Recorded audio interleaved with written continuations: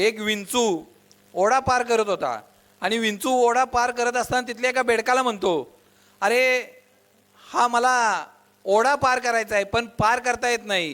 तो बेडूक म्हणतो, मी तुला जर हा ओढा पार करायला मदत केली, माझ्या पाठीवर घेतलं तर तूच मला डंक मारशील ना. तो विंचू म्हणतो, अरे मी कसा काय तुला डंक मारेन, तू तर मला मदत करशील, तू तर मला ओढ्याच्या पलीकडे नेशील, मी डंक मारला तर मी मधी तू बुडशील, मी बुडून जाईन ना.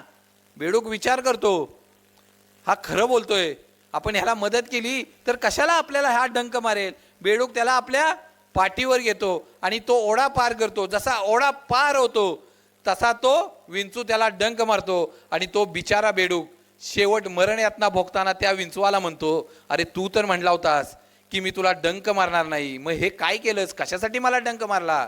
आणि तो विंचू म्हणतो, अरे माझा स्वभावच आहे दुसऱ्याला डंक मारणं, तो काय मी काही केल्या बदलू शकत नाही, त्यामुळे मला तुला डंक मारावे लागला. मित्रांनो, आयुष्यात काही अशी माणसं असतात त्यांच्यासाठी कितीही करा काही करा ते डंक मारायचं सोडत नाहीत. त्यामुळे असल्या माणसांच्यापासून आपल्याला आयुष्यभर सावध राहता आलं पाहिजे. योग्य वेळी त्यांना आपल्या आयुष्यातनं बाजूला करता आलं पाहिजे.